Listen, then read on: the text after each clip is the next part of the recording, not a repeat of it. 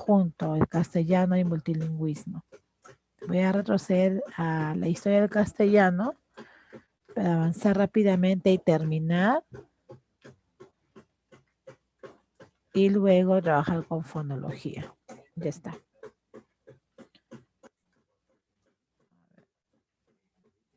Buenos días, chicos.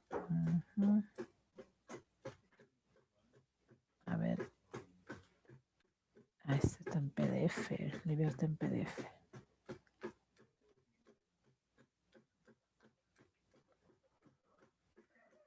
A ver, dame un minutito para poder ubicar.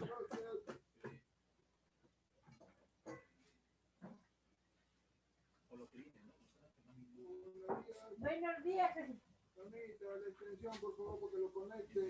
Ya. Conéctale extensiones. Ya, ahora sí, ya lo ubiqué. En PDF.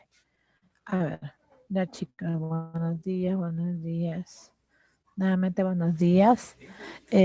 Como te comentaba, voy a terminar el castellano, aunque sea unos 30 minutos o menos quizás, aunque lo dudo que en menor tiempo se pueda trabajar este tema que también es importante, para luego avanzar con el tema de hoy que es fonología.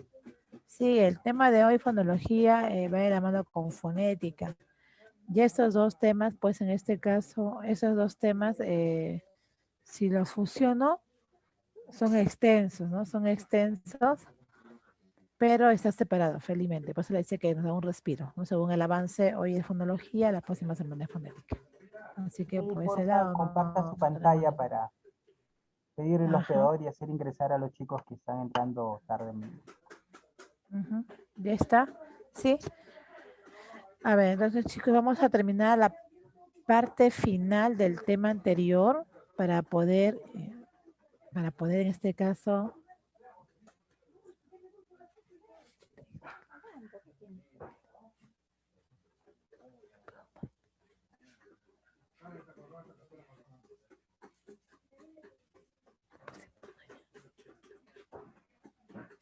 A ver, vamos, déjame ubicar. A ver, así. Voy a hacer el PDF para que no se cargue.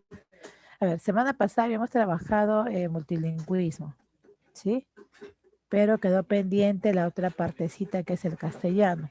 Aunque sí respondimos la dirigida, todo, pero quedó pendiente del tema por si acaso, ¿no? No se ha visto mucho en admisión que pregunten el castellano, pero sí hay que considerarlo por si acaso porque San Marcos sorprende.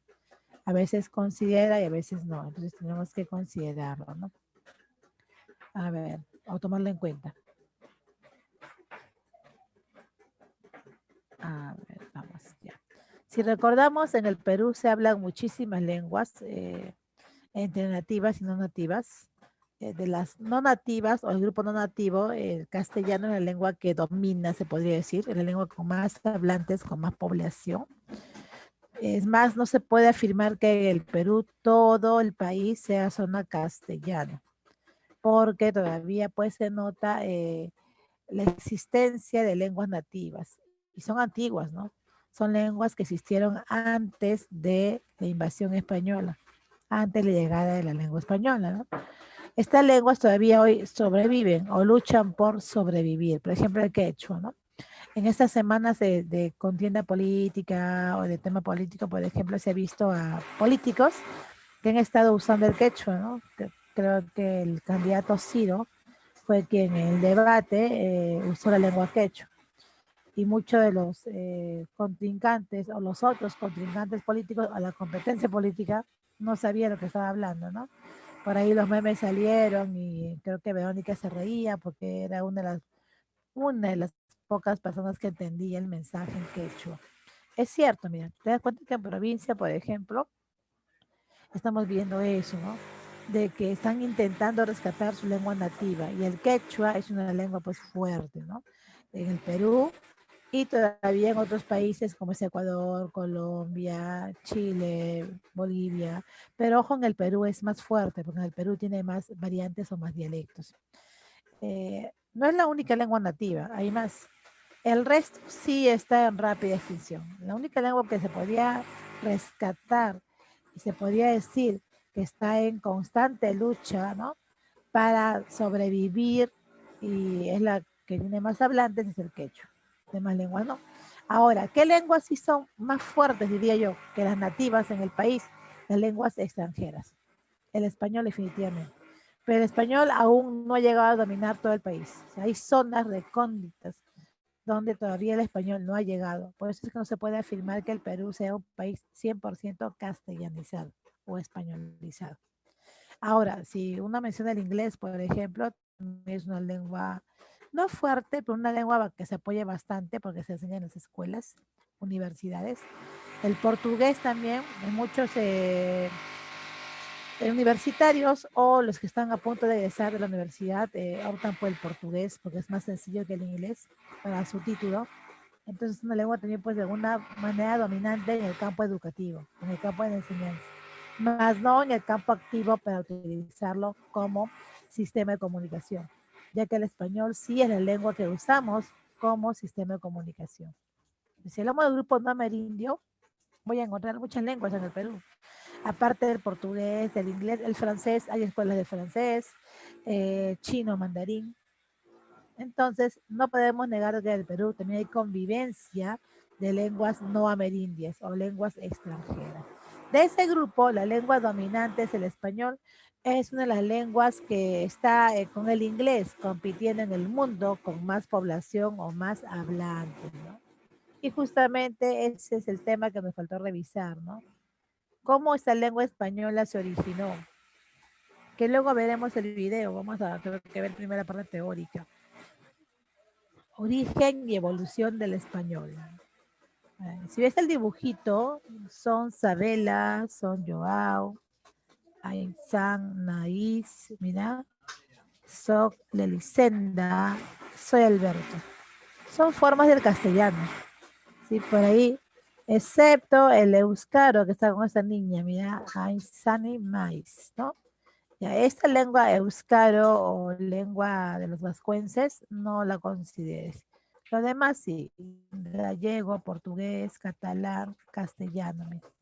Estos 4 dialectos derivan de la lengua castellana, o estas 4 lenguas, porque en un principio fueron dialectos, ahora son lenguas, ¿no? Estas 4 formas del castellano son parientes. Ya el euskaro o euskera o la lengua de los vascos no, corresponde sí a otro grupo. ¿Qué quiere decir? Que en España, ¿no? En España también voy a ver un multilingüismo.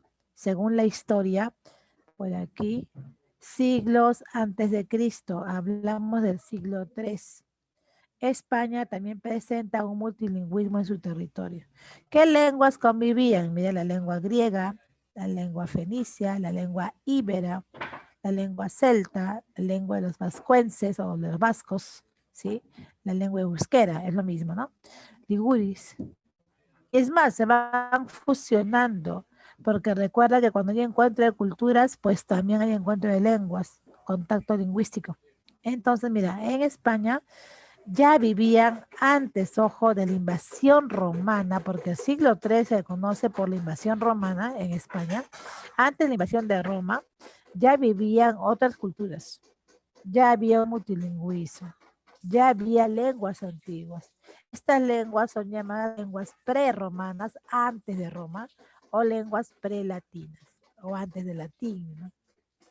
¿Sí? El romano ingresó a España en este siglo aproximadamente, obvio, con su lengua latina o latín vulgar. Y se va a sumar a esta convivencia de lenguas. Pero no solamente es convivencia de lenguas, sino va a dominarlas, va a absorberlas, ¿no? A esto llamo sustrato. El romano ingresa, recuerda que el romano fue muy fuerte militarmente y su idea pues era dominar, conquistar, invadir. Y no solamente pues en el campo militar, económico, político, sino pues también en el campo lingüístico. La lengua latina vulgar también no llega a dominar, así que comienza a absorber a estas lenguas que ya existían en España.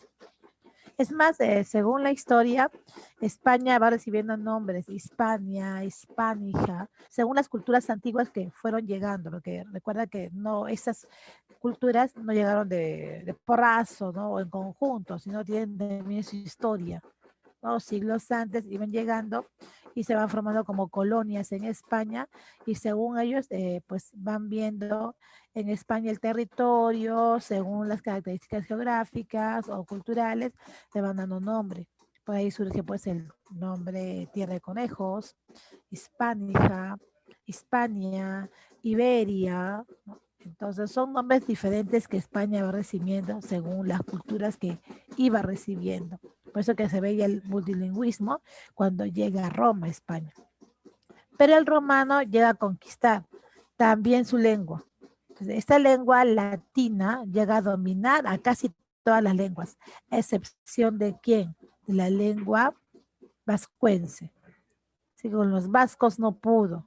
Entonces, la única lengua que no dejó absorberse o no dejó dominarse fue la lengua de los vascos, la lengua euskera, que hasta hoy todavía existe. Por eso vimos en el dibujito anterior un hablante, mira, de la euskera o euskara, porque los demás sí son derivaciones de la lengua española. ¿Ya está? Este grupo de lenguas, repito, lenguas prerromanas o lenguas prelatinas. Llegó el latín vulgar. Sí, no le fue fácil al inicio, obvio, como toda invasión o conquista, ¿no? A ver, por ahí está. Llegó la lengua latino-romana. No le fue fácil, obvio, porque cuando llega un invasor, el país invadido pues también se resiste al inicio, pero logra imponerse la cultura romana y en el campo lingüístico también, a excepción de los vascos, quienes se van a aislar, ¿sí? Si ves tú el mapa de aquí, mira, por aquí están los vascos. Quizá también esta ubicación ayudó para que los romanos no lleguen, ¿no? Fuertemente y dominen a esta cultura. Porque con el resto sí lo hizo, ¿no? Por eso que es sustrato. En el campo lingüístico es el sustrato, ¿no? A ver, por aquí, ya pasamos. Ahora, cuando el romano llega con su lengua, absorbe, ojo, palabras, domina a las lenguas antiguas, pero no voy a entender pues que las va a matar totalmente, sino va a absorberlas. ¿Qué es eso? Va a prestarse palabras. Por ejemplo, te dice que las palabras gato y perro tienen origen celta, vienen de los celtas. Que se va prestando palabras y reuniendo en su vocabulario, ¿no? Y poco a poco esta lengua latina se va contagiando como que fusionando a otras lenguas y dialectos. Ya, todo es combinado lingüístico, ¿no? Yo llamaría combinado lingüístico. Todo ese proceso de absorción demora, no es de un año para otro, demora siglos, hasta que se muestre este castellano en el siglo XII después de Cristo, mira. Ojo, pero todo nació de latín vulgar, ¿no? Por aquí, mira, y España era grande. Si ves el mapa y los puntitos, mira. ¿Dónde están las comunidades fuertes, los dialectos, las lenguas antiguas? España era pues grande, ¿no? Entonces, el latín demoró un poquito ese proceso de absorción, de prestarse palabras, ¿sí? Esto va a demorar un poquito, ¿no? A ver, un momentito, voy acá. Me estoy acomodando bien.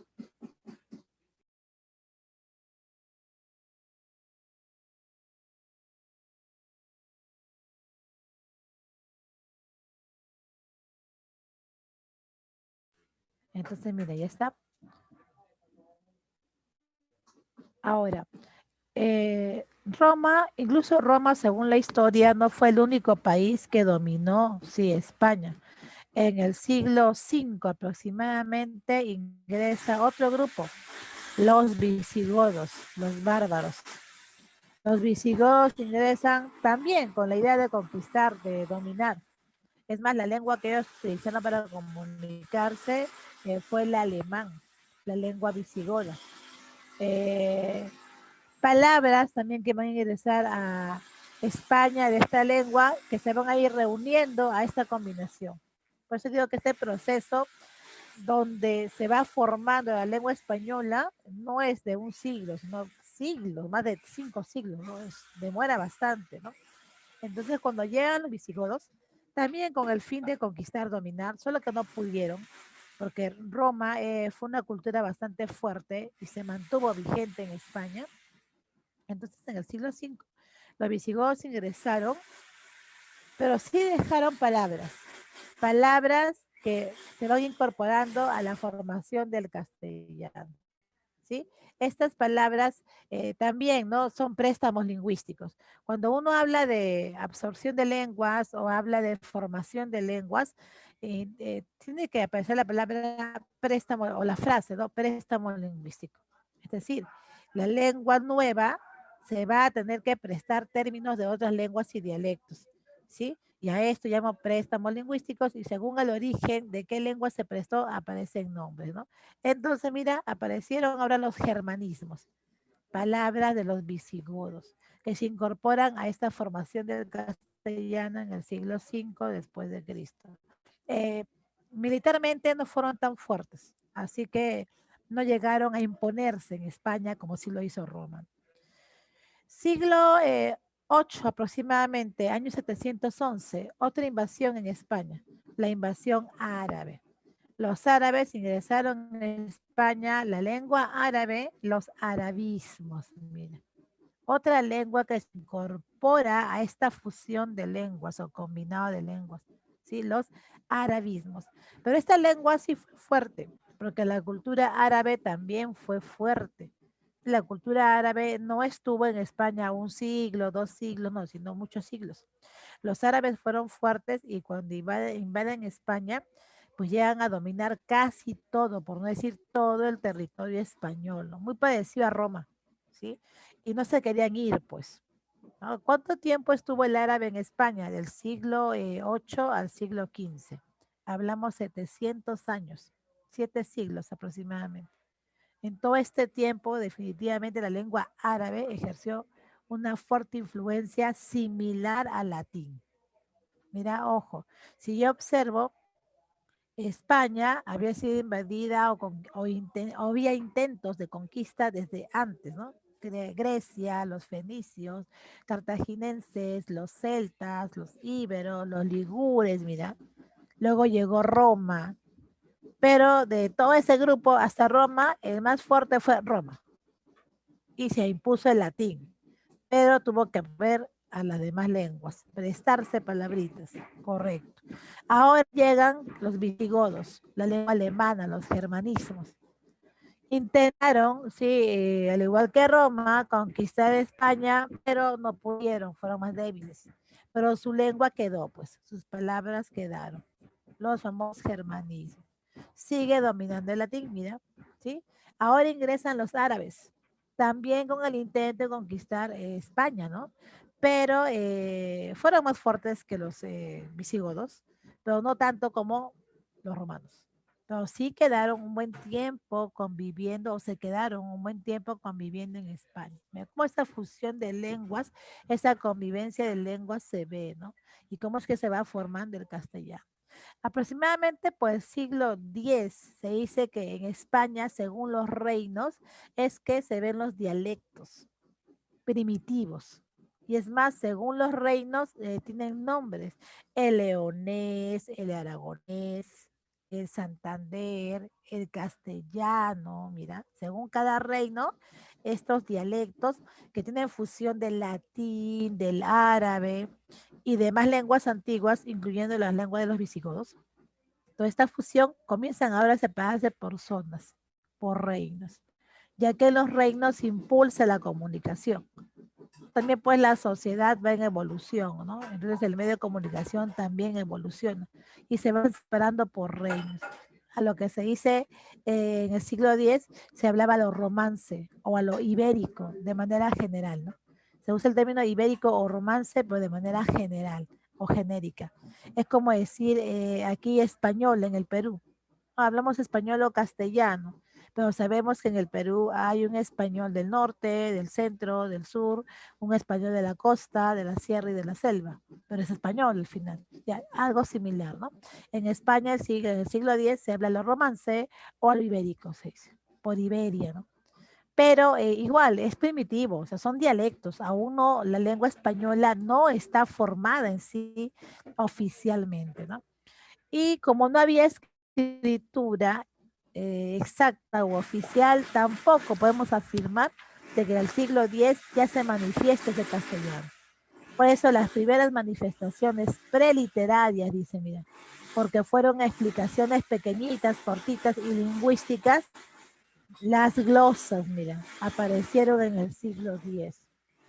Sí, primeras manifestaciones preliterarias, más que literarias diría yo que son lingüísticas, porque eran breves explicaciones que aparecieron en manuscritos al pie de página. Pero ojo, no están en castellano, sino en diferentes dialectos, incluso más en el latín, porque todavía el latín ejerce fuerte influencia y en algunas zonas el árabe. Incluso en la fusión de una zona cristiana, se podría decir, y árabe, donde había pues cierta independencia de cada cultura o religión, pero la lengua no o el dialecto no, aparece el dialecto mozárabe, que es la fusión de las dos culturas. Me explico. Era territorio español, convivía la comunidad española, pero ya tenía pues creencias cristianas, porque Roma tenía siglos ahí, ¿no? Viviendo. Ideas cristianas, religión cristiana, pero hay que sumarle que llegan los árabes y de alguna manera se van a respetar en cuanto a sus creencias, la creencia árabe y la creencia cristiana. Pero tienen que comunicarse los dos grupos. Entonces van a combinar los dialectos y va a surgir el dialecto mozárabe, que el siglo siguiente va a ser famoso. Solo que ese dialecto no evoluciona tanto ni llega a ser lengua. Se queda como dialecto. Mientras que hay dialectos de diferentes reinos que sí van a evolucionar y van a convertirse en lenguas, como el castellano. Porque el castellano primero fue un dialecto y se habló en Castilla. Luego, mira, evoluciona del siglo 9, 10, 11, 12 y oficialmente en el siglo 12 se manifiesta ya como lengua, ¿sí? Oficial con el mío, sí. Es todo un procedimiento, no es que es de un año para otro, ni de un siglo para otro. Es decir, 1000 años no es suficiente para que un dialecto evolucione del todo, ¿no? Incluso hoy la lengua española sigue evolucionando, sigue cambiando. En el siglo X, las primeras manifestaciones, más que literarias, sino fueron lingüísticas, las glosas. No se conoce el autor, porque se encuentran en conventos, en monasterios. Dos tipos de glosas por el tipo de convento o monasterio. Las glosas emilianenses por San Milán y las glosas silenses por Silos. Son dos monasterios, en San Milán y en Silos. Obvio, no hay autor, ¿sí? Escritos breves, desconocidos. Y me dice, explicaciones al margen de escritos latinos. Es cierto, todavía aquí el latín sigue dominando, ¿ah? Recuerda que incluso la literatura, la historia, la filosofía, ¿no? Viene de Roma. Por lo tanto, la religión, incluso porque se llaman monasterios, la religión habla latín. La religión o los religiosos escriben en latín. Entonces los textos eran escritos en latín. Quizá yo podría decir, si hablamos de gente del clero o gente de la religión, hasta el latín culto o literario. Y recuerda que el latín vulgar fue el que ingresó a España, no el culto literario. Entonces, la gente cuando quería leer, y si conocía algo de latín, porque hay una gran influencia de Roma, no entendía, pues. Entonces tenía que traducirse esos textos latinos, ¿sí? Al dialecto de ese reino. Pero esa traducción se llama glosa, ¿no? Que eran cortitas nada más. Que hoy todavía se usan, ojo, al pie de página de los libros que son caros o más trabajados, los libros españoles, por ejemplo, se usa todavía pie de página, donde se explica cierto personaje, cierto escenario, cierta etapa o época histórica, en pequeñito, ya son las glosas, solo que hoy son glosas modernas, que no solo están al pie de página, también voy a encontrar de repente a un lado del texto.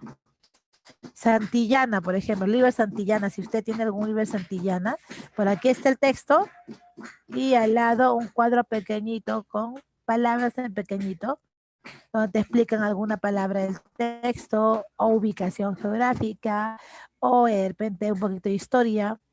Entonces, es glosa, pero es la glosa moderna, ¿no? Antiguamente era al pie de la página. No pude copiar algún ejemplo por aquí porque eran muchos PPT ya, ¿no? Pero interesante, si usted revisa de repente en Google, va a encontrar ejemplos de glosas o modelos de glosa, ¿no? Lo que yo sí uso siempre como ejemplo de glosa es la Biblia latinoamericana, la Biblia de pasta roja, la que tiene hojas amarillas.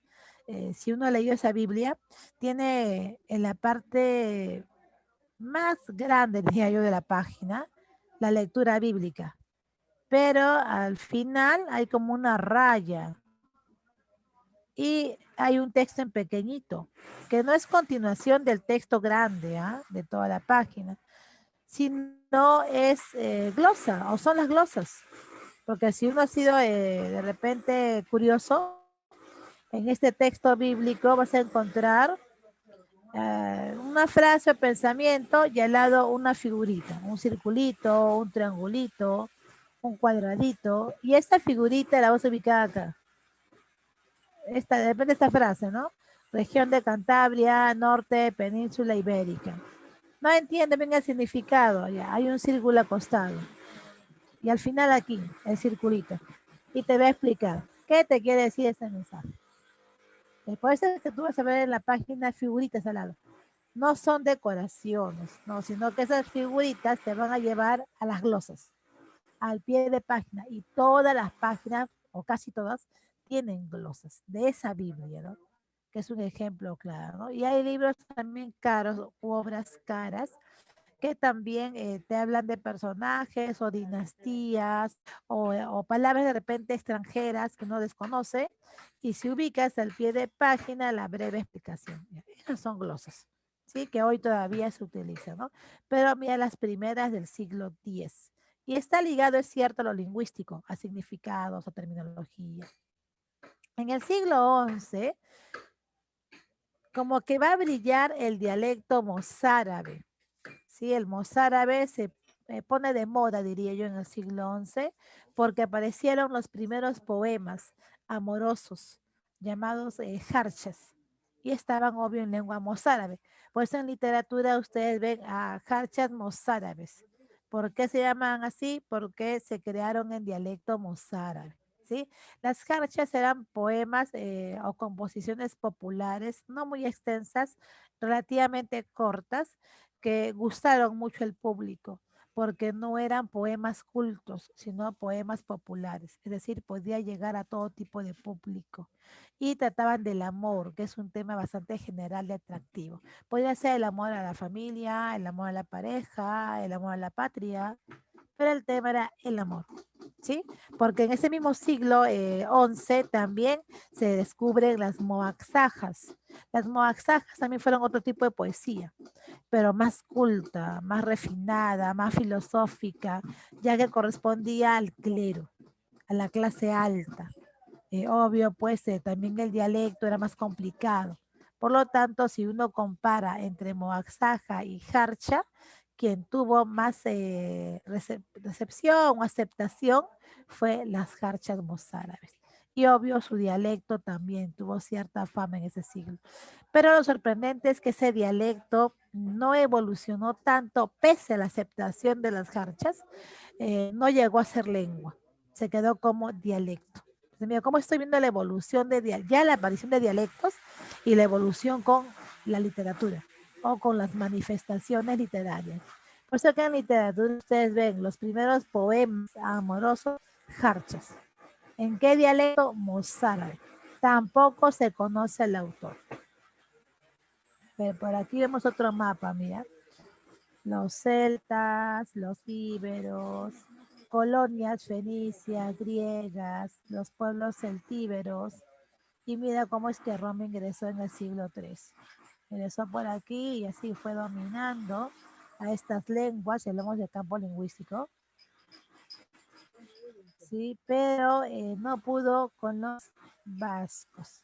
Y palabras del vasco, mira, izquierda, pizarra. No llegó a dominarlos, pero sí se prestó palabras, ojo, ¿eh? sea, no llegó a dominar, porque estas lenguas antiguas ya no existen en España. La única lengua que todavía sobrevive son las lenguas de los vascos. ¿Sí? Siglo V, lo que te comentaba, los visigodos, invasiones germánicas, la lengua germana, el alemán, ingresó, mira. ¿Y qué palabras tenemos de los germanos o visigodos?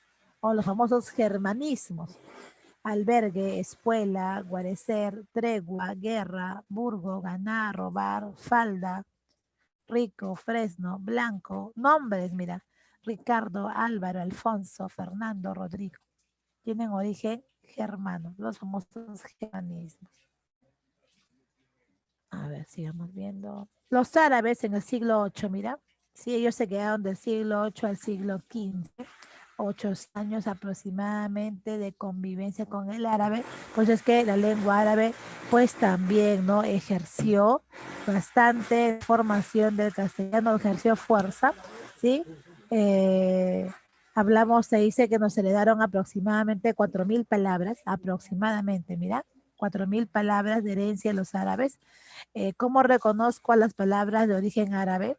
Inician con A o al, están vinculadas a diferentes campos, ya sea productos, comida, plantas, ciencias, matemáticas, autoridades o cargos, ¿no? Etcétera. Que ya luego veremos palabras del árabe. Por aquí mira España árabe. Los árabes llegan desde África, estuvieron 8 siglos en la península ibérica, separan la península en mozárabes y cristianos no sometidos, favorecen la fragmentación lingüística, claro. ¿Por qué? ¿No? Porque cuando llega el latín y se fusionan las lenguas antiguas, viene luego la lengua visigoda o la lengua germánica o la lengua alemana. No fue tan fuerte la lengua alemana.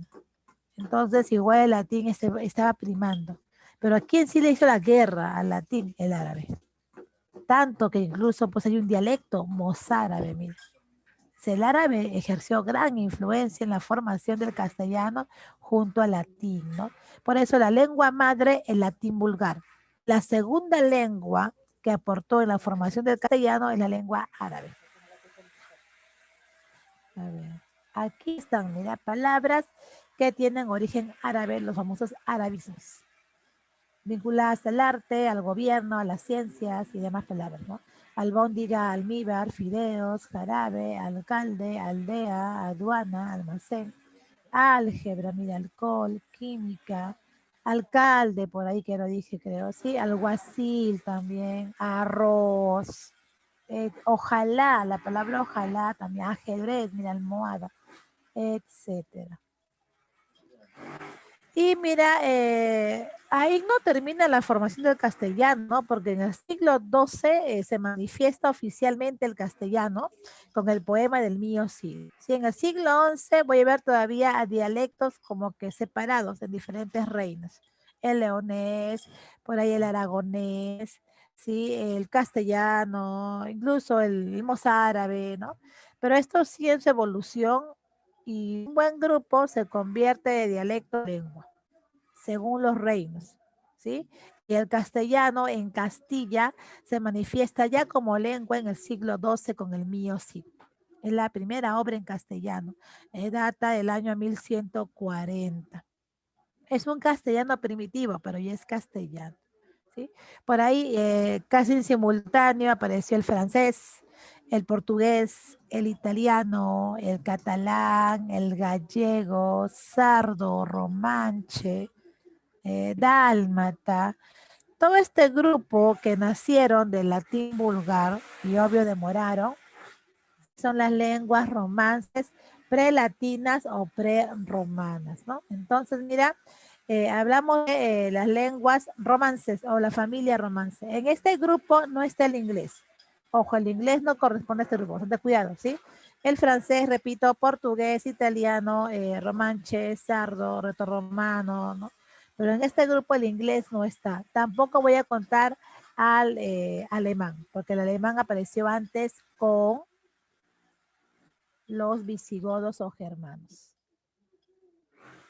Este tema sí tiene mucha información, chicos, hay que aplicar bastante memoria. Ahora, siglo XII, Ya apareció el castellano en Castilla. En el siglo XIII, el castellano se va a oficializar, porque si bien es cierto, tiene forma primitiva, tiene que pues seguir, ¿no? Seguir en su formación hasta llegar a ser pues una lengua más sólida. Es así pues que en el siglo XIII los gobernantes son quienes de alguna manera apoyan, ayudan en su oficialización. Primero fue el Papa Fernando el Santo en el año 1240, siglo XIII. Luego su hijo, sí, Alfonso X, el Sabio.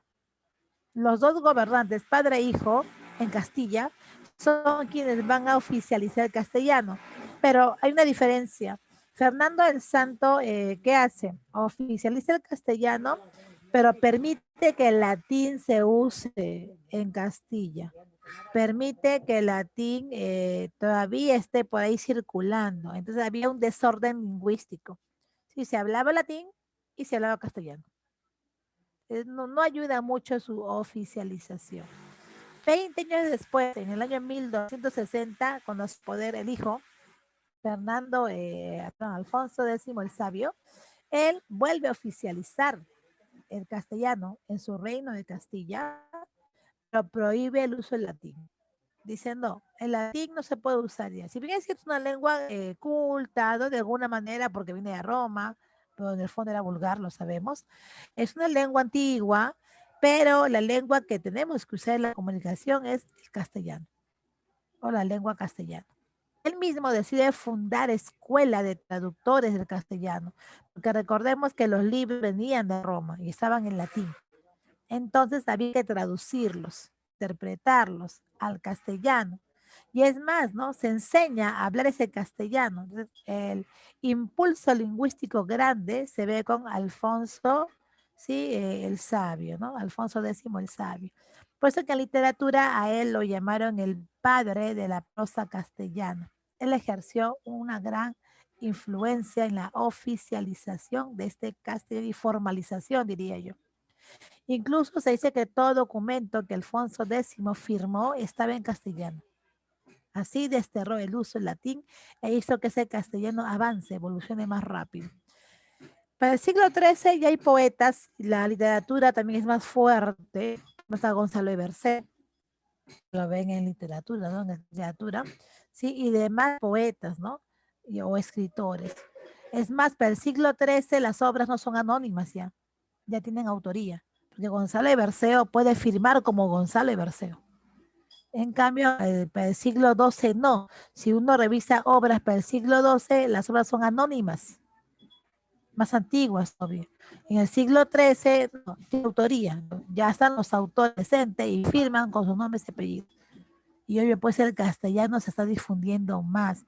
Siglo XIV, siglo XV, ese castellano sale de Castilla. No solamente está en Castilla, sale de Castilla. Y yo creo que un papel importante allí, quien cumplió fue la literatura, porque los poetas, los literatos, al escribir sus obras y al plantear su autoría, difunden ese castellano, que sale por diferentes reinos, ¿no? Por eso que para el siglo XV ya no se llama castellano, sino español. Es más, recuerda que a la par había surgido el portugués, el francés, el italiano, el rumano, el sardo, el provenzal, pero de todos esos dialectos que ya eran lenguas para el siglo XII, la forma más fuerte fue castellano.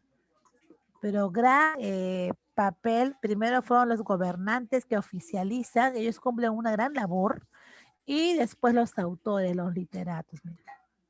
Para el siglo XV ya no hablamos de castellano nada más por Castilla, sino de lengua española. Es más, en el siglo XV pues se dan hechos importantes en la historia. Por ejemplo, se expulsa a los árabes, se descubre América, ¿sí? La reina Isabel y su matrimonio fue por cuestión política o por cuestión de repente de empresa, diría yo, ¿no? ¿Sí? Porque tenía una idea ella, reunir los reinos y lograr que España sea una potencia. Es así pues que Isabel utiliza la lengua. ¿Para qué? Para unir reinos. y le pide a Nebrija, ¿no? A Helio Antonio Nebrija que escriba la primera gramática del castellano. Más que escriba, que la publique, porque Nebrija ya tenía sus apuntes, su borrador, ¿sí? Sobre la lengua castellana desde su aparición, diría yo, porque son estudios lingüísticos, y ya en el siglo XV reúne sus borradores y publica la primera gramática del castellano.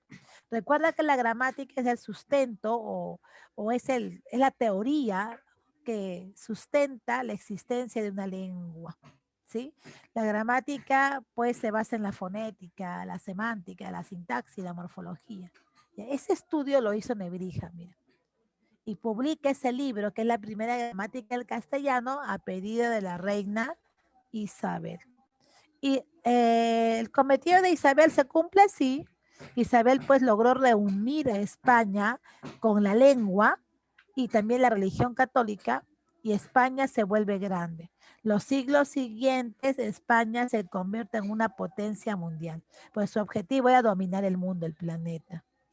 Es así pues que España sale, mira. Y para eso pues hay que recordar que en el siglo XV se descubre América, un nuevo mundo, los viajes, y España no fue ajena a esto.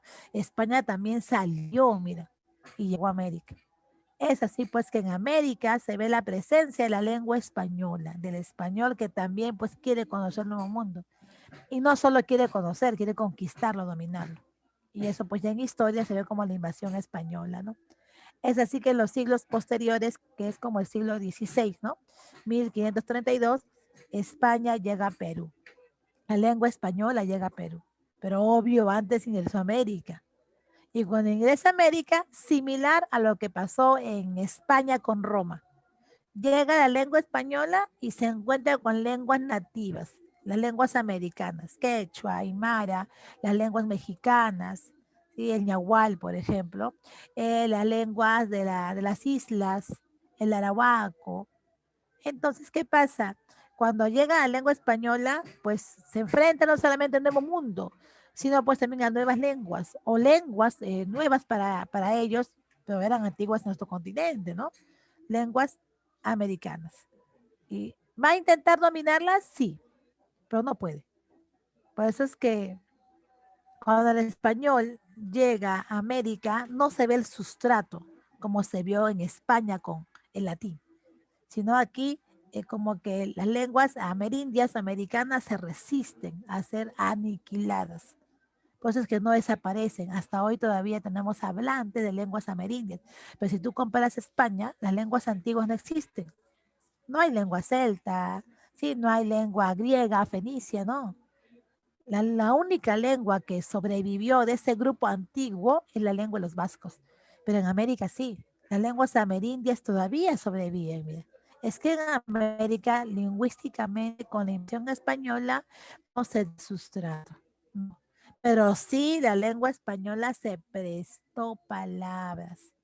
A esos préstamos llamo americanismos. Son palabras que tienen origen de las lenguas amerindias, ¿no? Ahora, mira, ojo, estamos viendo historia, ya estamos en el siglo XVI, mira. Debes recordar que en el siglo XV se inicia pues la edad moderna en el mundo. Italia, por ejemplo, es un país con mucha importancia, el humanismo por ahí, Italia, Renacimiento. Para eso el italiano ya había aparecido. Entonces, Italia se pone de moda con el Renacimiento, en la lengua italiana, obvio.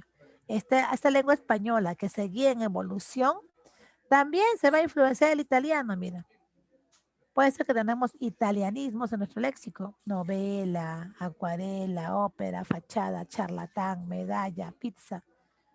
¿Sí? Que son palabras del italiano, mira. Espagueti.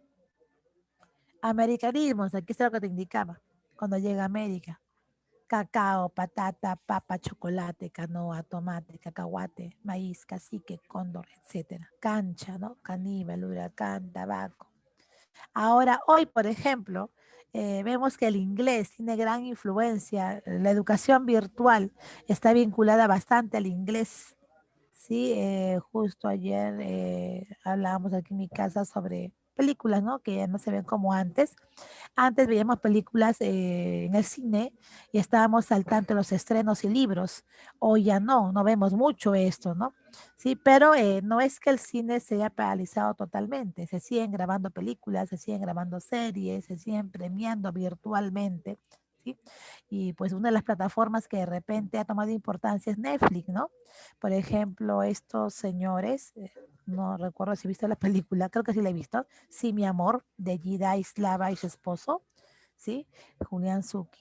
Me parece que esa película está en Netflix, ¿no? Yo la vi en Netflix, no la vi en el cine porque no tenía tiempo para ver la temporada. La vi en Netflix, sí, más o menos, sí llama la atención. Y por lo que escuchaba, creo que la segunda parte o segunda edición la están trabajando o ya la terminaron de grabar. Entonces, mira, como verás, el cine no ha parado, ¿no? Y justo me comentaba mi hermano ayer que iba a salir la película de la Viuda Negra, de los Vengadores. Y me dice, ¿cómo es en inglés la Viuda Negra, no? Porque acá dice que están grabando la película o ya grabaron. Le digo, así, le digo, debe ser la frase, yo no domino mucho el inglés, con black, ¿no? Y me dice, pues, black window. Window es ventana, aunque en el inglés la semántica es diferente y sé que hay muchos significados para una palabra, pero no creo que sea window, por ahí alguna letra te falta o te sobra, le digo.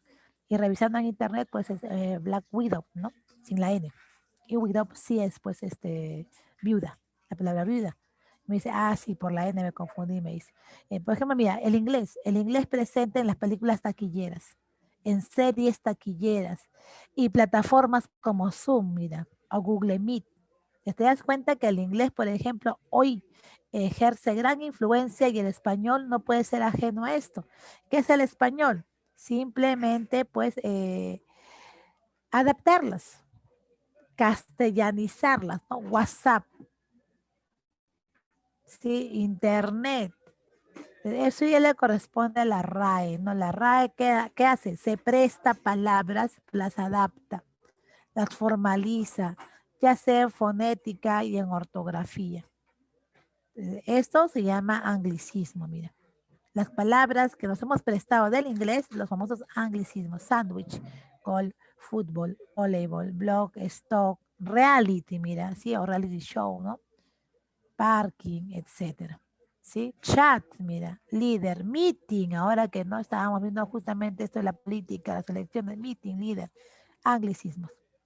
Y son las que más abundan en la actualidad, eso es cierto. No podemos negar esto, ¿no? De que el inglés es una lengua fuerte en nuestro país y en el mundo, diría yo. No solamente tenemos préstamos del inglés, también del portugués, que son pocos, pero hay almeja, caramelo, ostra, barullo, abuso, lucismos o lusitanismos. También tenemos pues por ahí del francés, ¿no? Que por ahí salté, ¿no? Recuerda que Francia tuvo importancia en el siglo XVIII, el enciclopedismo, la ilustración, la Revolución Francesa, y que Francia dominó España. Mira, ¿cómo es que va ingresando el francés a España? O no ingresar, sino me refiero a ejercer influencia fuerte, ¿no? Sí, porque también la historia acomodó todo esto, ¿no? En el siglo XVIII, Francia ahora domina o comienza a dominar el planeta, ¿no? Con la invasión napoleónica. Por lo tanto, España ya no es dominante, sino ahora Francia. Obvio, una de las lenguas dominantes en ese entonces va a ser el francés. Y el español también puede ser influencia del francés. Tenemos hoy palabras del francés, paje, que se usa en las quinceañeras, si no me equivoco, mira, jardín, manjar, banquete, bidet, duque, pincel, reproche, jaula, etcétera. Los famosos galicismos. Y si queremos de repente darle nombre a las palabras más antiguas de los, de repente, de los celtas, griegos, también se podría formar la palabrita del préstamo, ¿no? Pero no hay muchos estudios porque son palabras muy antiguas. Pero también no puedo descartar que en España surgió el catalán, el gallego, mira, catalanismos, galleguismos, o de los vascos, mira, vasquismos, que son pocas, obvias las palabras, pero también, mira, como boina, choza. Así que esto ya es más un estudio lingüístico, cómo nombrar a estas palabras según su lengua madre o lengua origen. A ver, por aquí. Las familias lingüísticas que existen, mira, por ahí el griego, latín, germánica, celtas, eslavas, el latín o ibero-románicas, el español, mira. Sí, esos dialectos que surgieron del latín vulgar, no todos fueron lenguas. Aquí como un resumen, me recuerdan que el romano ingresó a España en el siglo III a.C., el latín que ingresó fue el latín vulgar, del latín vulgar surgió la lengua española, la lengua francesa, italiana. Aquí está el grupo romance que te comentaba, las lenguas que nacieron del latín vulgar, el catalán, castellano, francés, portugués, italiano, rumano. La oficialización del castellano, el Mio Cid, primera obra en castellano, Alfonso X, mira, en el siglo XIII, ¿sí? Nebrija con la primera gramática, y obvio, pues también tiene aparecer en la historia el castellano la entidad, ¿no? Grande que hoy todavía existe y formaliza nuestro castellano, la RAE, ¿no? ¿Cuándo surgió? En 1703, por iniciativa de Juan Manuel Fernández Pacheco, ¿sí?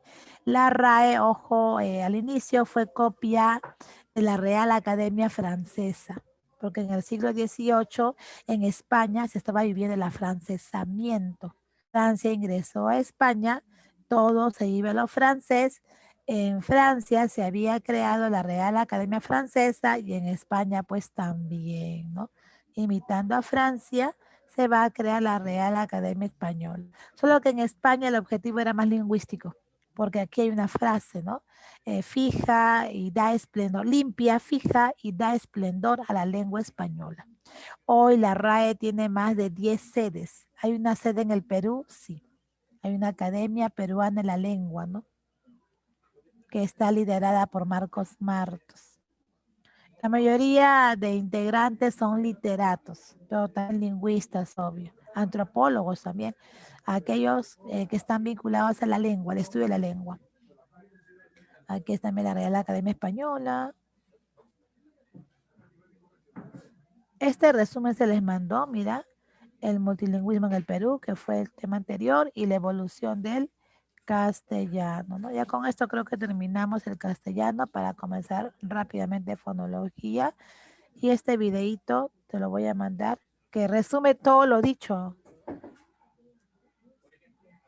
Resume todo lo dicho en creo que 3 minutos. A ver, te lo mando. He apagado mi cámara por unos minutitos porque se está calentando mi laptop para encenderle fonología. A ver, vamos, ingresa al enlace. Voy a apagar mi audio. Ingresa, por favor.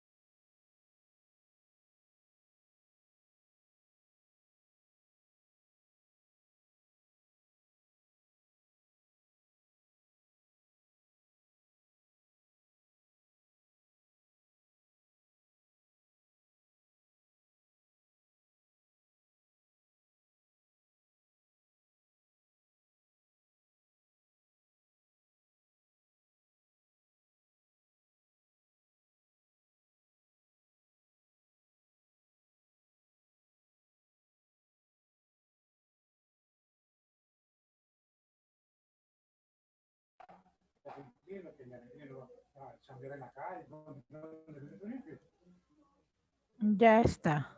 A ver, ¿qué les pareció el videito? A ver, chicos, por ahí, ¿qué les pareció el videito? ¿Se entendió el video? Ajá, muy bien. Sí, resume todo lo dicho, porque yo te he dado por ahí bastante información. Como es historia, tiene mucha información. Sí, correcto, ayuda bastante, ¿no? Si lo puedes copiar y de repente lo puedes volver a ver en casa, sería excelente el enlace. Pero sí, es un video, pues, que ayuda mucho, ayuda para que por lo menos lo principal del tema recuerdes. Sí, claro que por ahí las fechas un poquito son aproximadas, o sea, no son exactas.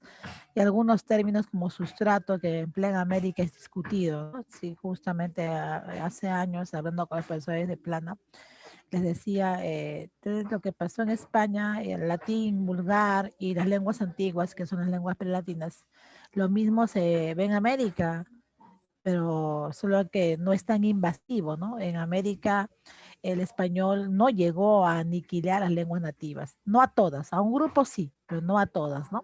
Por eso es que hoy es el quechua todavía presente. Pero en España sí, por no decir a todas, excepto la lengua vascuence, sí llegó a aniquilarlas. Las lenguas antiguas o las lenguas prelatinas en España ya no existen, a excepción del vasco, ¿no? En cambio, en América es diferente. Aquí sí tenemos todavía una buena cantidad de lenguas nativas. Entonces, sí hay una ligera diferencia en cuanto al plano lingüístico. Pero todavía son términos discutidos, ¿no? Recuerda que la lingüística es una ciencia moderna, nueva, ¿no? Pero interesante el video, chicos. Y justo a pelo con lo que hemos visto ayer, ¿no? En las elecciones, un poquito tocando el tema realista. Ahora sí voy a escapar de esta PPT. Voy a escapar, a ver si me permite escapar. Vamos a ver, voy a poner mi cámara para escapar. Y trabajemos con fonología. A ver, vamos.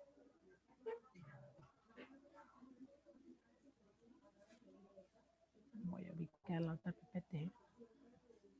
Un momentito, a ver. Vamos.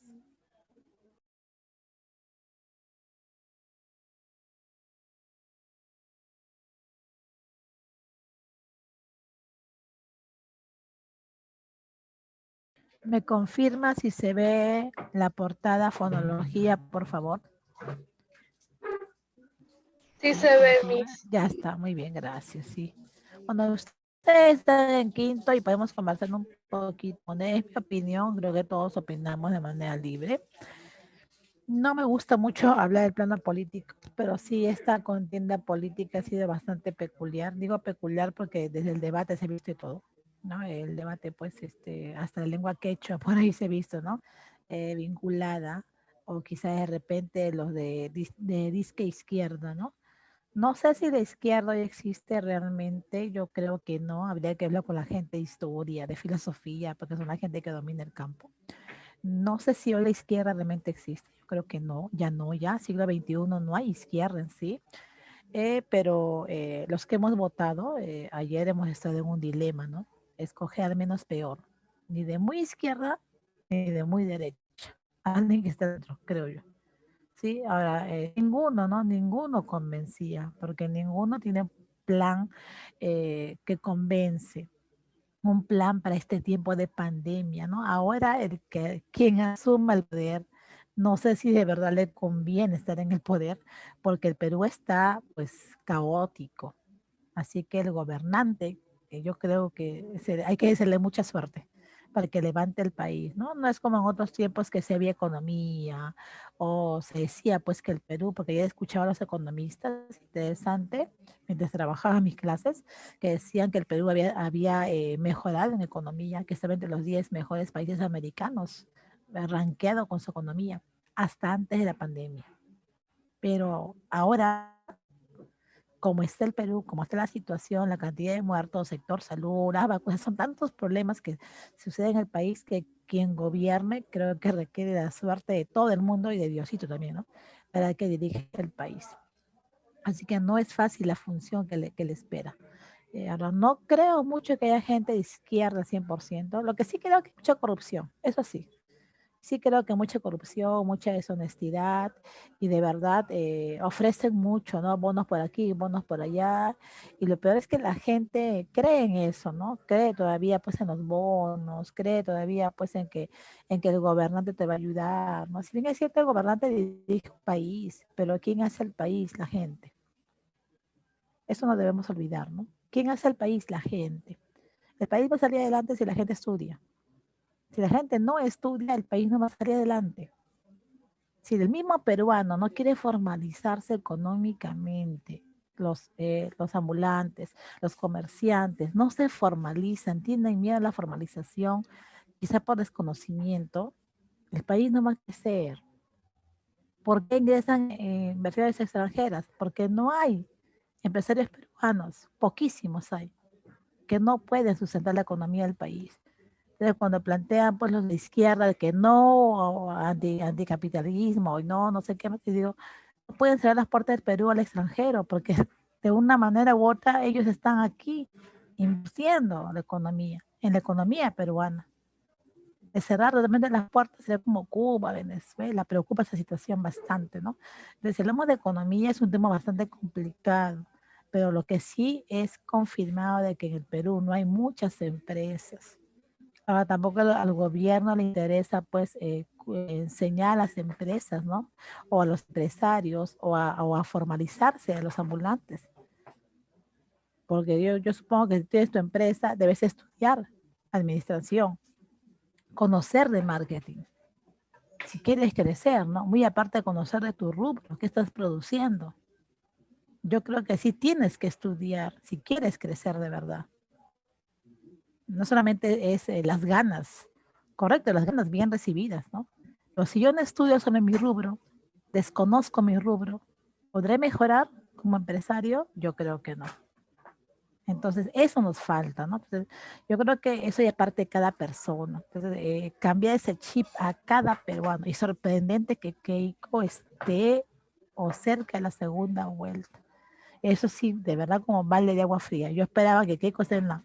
No soy antifujimorista, simplemente sí recuerdo el gobierno de Fujimori y de verdad fue atroz, ¿no? Sí, las cámaras negras y todo esto, los castigos que había. Yo digo, ¿cómo es posible que quieran que la historia se repita? Porque ella va a repetir la historia del papá. Ella fue primera dama con el papá. No es posible. Ahora, Ciro Castillo, yo soy maestra, ¿no? Me gusta la docencia. Feliz que un docente gobierne el país, pero a Ciro le falta bastante, ¿no? Le falta mucho. Le falta cancha, como dicen. Y su idea, pues, está equivocada en muchos campos. Por eso digo que le falta bastante, ¿no? Si bien es cierto, ellos tienen asesores porque no trabajan solos, pero justamente por eso es que los asesores o la gente detrás se aprovecha y roba, pues. Entonces, ayer, de verdad, las elecciones fueron difíciles, ¿no? No sabíamos por quién votar, el menos peor. Realmente creo que hemos elegido el menos peor viendo los planes de gobierno y eso, ¿no? Dudando si van a realmente cumplir con lo prometido. Entonces, mira, hasta qué situación el país ha llegado, ¿no? Yo creo que los que están en el poder, ¿no? Y eso, no sé si estoy equivocado, ¿no? Es mi opinión. eh, Todos están sucios, ¿no? Embarrados, corruptos, no tienen cola que le pisen. Entonces, para mí, yo creo que la nueva generación, que son ustedes, son los que realmente van a cambiar el país. Ustedes son los nuevos políticos. Pero recuerden que hay que ser honestos, trabajar por el país, pero hay que estudiar también. Sí, los antiguos no, estos políticos no, lo que hacen es cambiarse de bando, ¿no? Cambiarse de como si de disfraz, nada más. Pero no, ellos han sido parte de la corrupción. Entonces, si han sido parte de la corrupción y no han denunciado en su momento porque no les convenía, obvio, dudo que vayan a gobernar un país honestamente. Así que yo creo que la nueva generación es que quizá podría, tengo esa fe, ¿no? De que en unos 20 años todo esto cambie. Pero lo de ayer se venía a venir. Lo que sí me sorprendió lo de Keiko, ¿no? Pensé que iba a ser en los últimos lugares. Me sorprendió que la gente no tenga memoria, ¿no? No hay ni memoria, por último. Pero esperemos pues que gobierne el menos peor, ¿no? Y no quedemos en más pobreza, ¿no? Porque el Perú hoy ya está en extrema pobreza. Sí, esta pandemia ha golpeado a Perú y a muchos países, pero uno de los peores países que está así, sumergido es Perú. y pues quien gobierne, yo creo que tiene una labor importante, levantar económicamente al país. Esa es creo que la función fuerte, ¿no? Y la economía pues arrastra salud, arrastra educación, arrastra cultura y demás campos. Ya está, así que suerte para quien gane. Lo que sí no me agrada mucho es que se vea en una segunda vuelta porque la infección está alta, la infección continúa del COVID. Y ayer ha sido un caos total, las colas que uno ve, yo no sabía si votar, dije, por último, si siguen las colas, no voto y pagaré mi multa, porque el caos que fue hasta el mediodía, meses que faltaban instalarse. Pero obvio, o sea, esto también la OPE debió de prevenir. La gente no quiere contagiarse, hay gente que sí es responsable y consciente, y no le importa que le pongan su multa, porque si voy a ser miembro de mesa me puedo contagiar, eso es cierto, porque la gente, mira las colas, no respetaron, las aglomeraciones, y eso es cultura de cada persona ya. Ahora UMPE debió prevenir semanas antes, confirme, ¿van a ser miembros de mesa? No, entonces busquemos otros miembros de mesa. Debió ser la OMPE, por ejemplo. Pero no, mira, al mediodía improvisando, ¿no? La gente, a última hora, ya yo voy a hacer, ya qué importa, ¿no? ¿Sí? Claro, modo online es un caso, o que se extienda un par de meses, que baje. Si Sagasti se queda hasta julio, o se va a ir mañana, o pasado, o el próximo mes. No, o que se amplíe el gobierno de Sagasti un par de meses más, ¿cuál es el problema? O todo el año, se puede hasta diciembre. Y se elige pues tranquilamente en septiembre, octubre, al nuevo presidente, por último. ¿Qué necesidad, no, de elegir ya? Chile suspendió sus elecciones. Yo no, de verdad yo no entiendo qué necesidad, o estamos necesitados de un presidente, no sé, yo creo que no. Entonces, en este caso, que Sagasti continúe todo este año, por último, estamos en emergencia. Y las elecciones se daban 3 meses antes. Claro, octubre de repente, o septiembre, ya para eso esperemos, ¿no? Que todo esto pase, o que baje por lo menos. A la segunda vuelta, yo creo que la OPE siempre ha sido desordenada, o sea, eso no es novedad. Entonces, vayamos a ver desde ayer, en una semana o 10 días, cómo sube la curva de infección. Porque ayer la gente ha hecho lo que quiere. Como yo veía adultos mayores ahí que no están obligados a votar, estaban votando. Pero si no están obligados, mi mamá no fue a votar, por ejemplo, tiene 60 años. Pero había gente que estaba peleando en la cola. Y de verdad eso indigna, ¿no? Porque no estaban obligados. ¿Para qué ir, no? En este caso, si me puedo infectar o extender las elecciones. Más caótico se hizo el caso. Sin contar que la gente se fue a las playas, se fue de paseo, los parques llenos, las calles llenas, mira, toda esa aglomeración. Por eso digo, parte mucho de la gente si queremos que el país cambie. Sí, pues no queremos, vamos a continuar así 10, 20, 50, 100 años. Y quizá ya otras generaciones vean los cambios y nosotros no. Pero parte de cada uno. Yo creo que el cambio es de cada uno para pedir cambios a los otros, ¿no? Ya está. Más en el tema político me quiero meter, como les digo, en cada plan de gobierno porque no sé si pueden cumplirlo, ¿no? ¿Cómo saber, no? Si van a cumplir o no. Ya estamos, creo que ya de repente un poquito cansados de tantas promesas de los políticos en el Perú, que ya no hay ni mucha fe en ellos, pero esperemos pues que quien gane y quien gobierne pues lo haga de la mejor forma.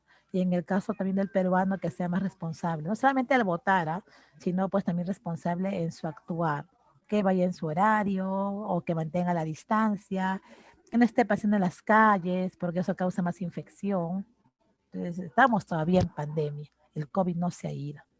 Y esto sí es la sesión de hoy, que el tema no es muy extenso, es cortito. Mirad los saluditos, que así como brilla el sol, brilles en el día de hoy. Que tengas un buen día, ¿sí? No hay un regalo más bello que la vida, eso hay que apreciar bastante, ¿no? Muy aparte del tema político, económico y demás, la vida es lo más preciado que tenemos. La vida es un reto, vive, la siente, ama, ríe, llora, juega, gana, pierde, tropieza, pero siempre levántate y sigue, ¿no? Ya está. Iniciemos la semana con el pie derecho, recuerda el optimismo, la actitud, pese a lo que estamos viviendo, mira, ¿sí? Todo el éxito para ti en la jornada de hoy y toda la semana. Cada día tiene algo especial y las cosas con una sonrisa salen mucho mejor. Sí, pese a lo que estamos viviendo, repito, hay que mantener pues el optimismo, la fe, ¿no? Y recordar que si queremos cambios, pues el cambio parte de cada uno de nosotros. A ver, te envío este videito, ya no lo vamos a poder ver en clase porque nos gana el tiempo.